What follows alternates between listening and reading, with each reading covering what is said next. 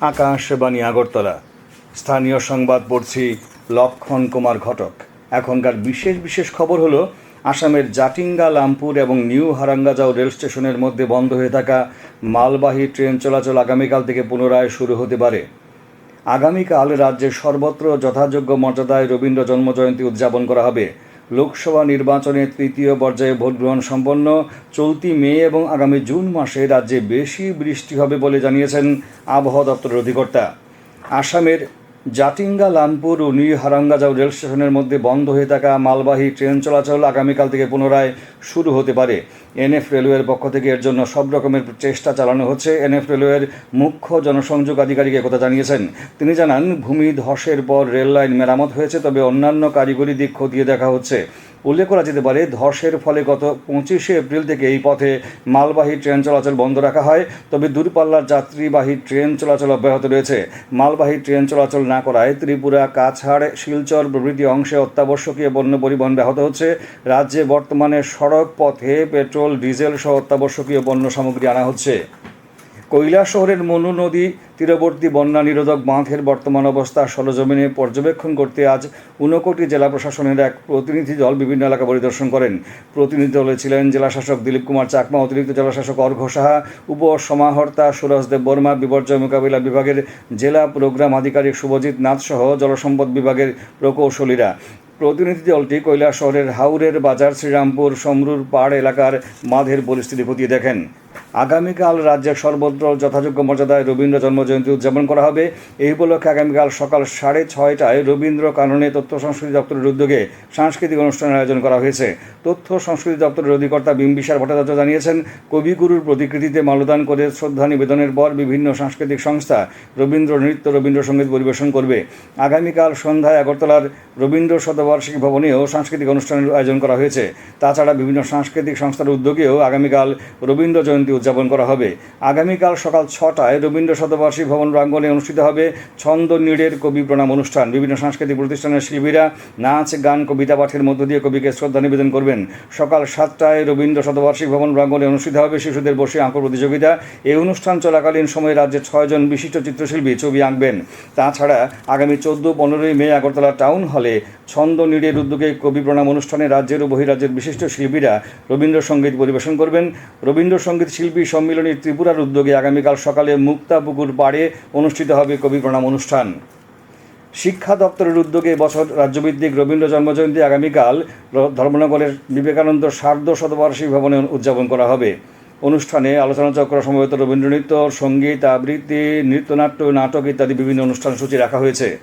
বিদ্যালয় শিক্ষা দপ্তরের উদ্যোগে আজ দুপুরে কৈলাসহরের ঊনকোটি কলাক্ষেত্রে এক প্রশিক্ষণ তথা কর্মশালা অনুষ্ঠিত হয়। বিদ্যালয়গুলির শিক্ষক শিক্ষিকার প্রতিদিনকার উপস্থিতি বিষয়ে অ্যাটেন্ডেন্স সম্পর্কিত ছিল এই কর্মসূচি। কীভাবে অ্যাপ ডাউনলোড করতে হয়, কীভাবে তথ্য আপলোড করতে হয়, এই বিষয়ে হাতে কলমে প্রশিক্ষণ দেওয়া হয়।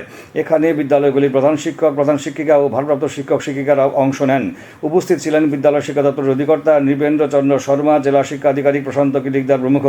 শ্রী কিরিকদার জানান, বিদ্যালয়গুলির উপস্থিতির রীতি নিয়ম সুসংহতভাবে করার লক্ষ্যে অ্যাটেন্ডেন্স ব্যবস্থা চালু করতে এই প্রশিক্ষণ কর্মসূচির আয়োজন। সিপাহীজলা জেলা শাসক অফিসে আজ এই জেলার প্রাকৃতিক দুর্যোগ মোকাবিলা কমিটির এক বৈঠক অনুষ্ঠিত হয়।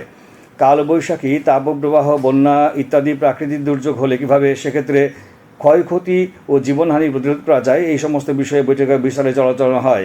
জেলা শাসক তথা জেলা দুর্যোগ মোকাবিলা কমিটির চেয়ারম্যান নাগেশ কুমার বীর পৌরোহিত্যে এই বৈঠকে অন্যান্যদের মধ্যে উপস্থিত ছিলেন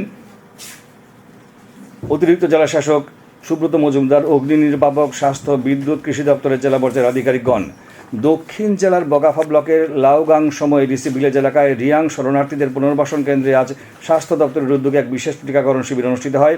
শিবিরে বিভিন্ন বয়সের শিশুদের নিয়মমাফিক টিকাকরণ করা হয়। দক্ষিণ জেলার মুখ্য স্বাস্থ্য আধিকারিক ডাক্তার সুব্রত দাসের তত্ত্বাবধানে এই টিকাকরণ শিবির অনুষ্ঠিত হয়। দক্ষিণ জেলার মুখ্য স্বাস্থ্য আধিকারিক ডাক্তার সুব্রত দাস আকাশবাণীকে জানান, মোট 8 জন শিশুকে টিকাকরণ করা হয়েছে। ত্রিপুরা সংস্কৃতি সমন্বয় কেন্দ্রের উদ্যোগে আজ বিলোনিয়ার লোককবি ব্রজলাল অধিকারীর 29তম প্রয়াণ দিবস পালন করা হয়। এই উপলক্ষে আয়োজিত অনুষ্ঠানে উপস্থিত ছিলেন বিধায়ক দীপঙ্কর সেন, অশোক কুমার মিত্র, ত্রিপুরা সংস্কৃতি সমন্বয় কেন্দ্রের মহকুমা সভাপতি রতন ভৌমিক, সম্পাদক লিটন চক্রবর্তী প্রমুখ। সবুজ ত্রিপুরা গড়ার লক্ষ্যে রাজ্যব্যাপী বৃক্ষরোপণের উদ্যোগ নিয়েছে বর্ণমালা প্রকাশনী। এই সংস্থার উদ্যোগে আজ আগরতলার চন্দ্রপুর বাঁধের পাশে ও জাতীয় সড়ক সংলগ্ন এলাকায় বৃক্ষরোপণ করা হয়। বর্ণমালা প্রকাশনীর কর্ণধার চন্দ্রশেখর বসাক জানিয়েছেন, এই সংস্থা রাজ্যে 5,000 বৃক্ষরোপণের সিদ্ধান্ত নিয়েছে। কৃষি দপ্তর সাম্প্রতিক ঝড় বৃষ্টিতে সোনামুড়ার ক্ষতিগ্রস্ত কৃষকদের ক্ষয়ক্ষতি নিরূপণের কাজ শুরু করেছে। গত কয়েকদিনে বৃষ্টিতে সোনামুড়ার নিচু জমিতে জল জমে যাওয়ায় বহু ধান চাষি ক্ষতিগ্রস্ত হন। বক্সনগর কৃষি মহকুমার কৃষি দপ্তরবাদক মনীষ দাস জানিয়েছেন, এই সময় বোরো ধান ঘরে তোলার সময়ে বৃষ্টিপাতের ফলে ফসলের ক্ষতি হয়। ক্ষতিগ্রস্ত কৃষকরা কৃষি বিমার আওতায় সাহায্য পাবেন। সেক্টর অফিসার বিএলডব্লিউগণ ফসলের ক্ষতি পরিমাণ সরজমিনে খতিয়ে দেখছেন। খবর প্রচারিত হচ্ছে আকাশবাণী আগরতলা কেন্দ্র থেকে।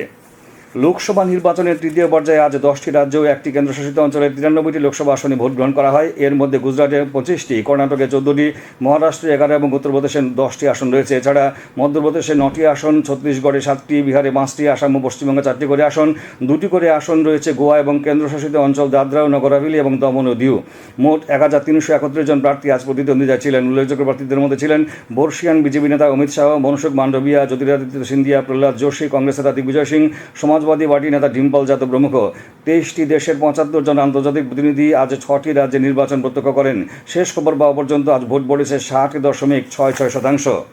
আগামী 1 জুন সপ্তম তথা শেষ দফার লোকসভা নির্বাচনের জন্য নির্বাচন কমিশন আজ বিজ্ঞপ্তি জারি করেছে। এই দফায় 7টি রাজ্য এবং একটি কেন্দ্রশাসিত অঞ্চলের 57টি লোকসভা আসনে ভোট হবে। আগামী 14 মে পর্যন্ত মনোনয়নপত্র জমা দেওয়া যাবে।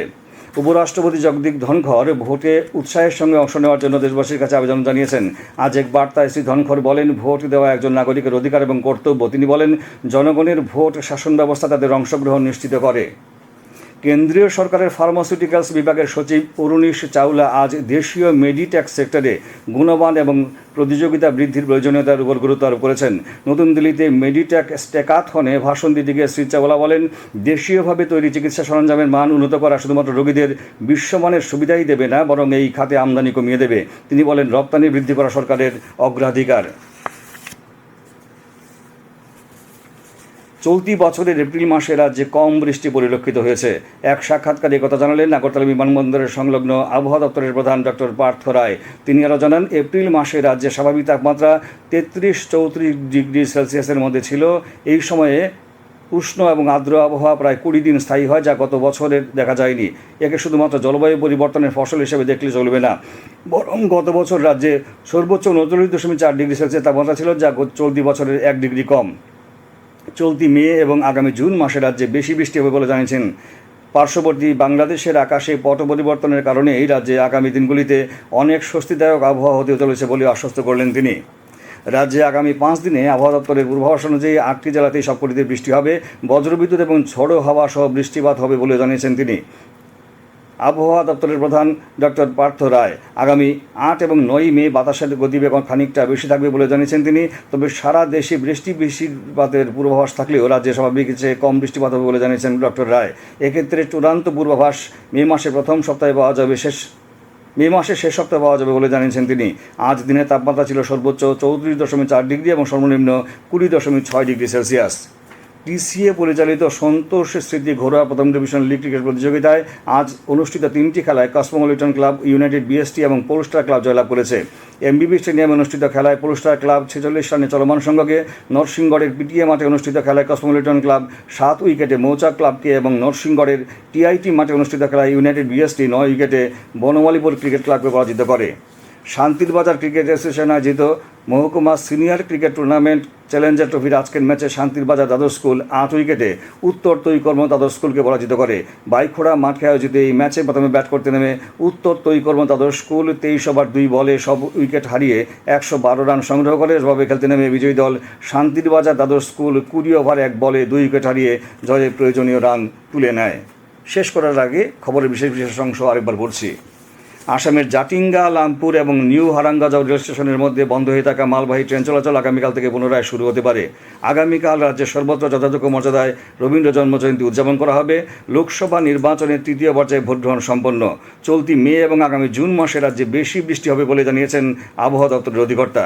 স্থানীয় সংবাদ আজকের মতো এখানেই শেষ হলো।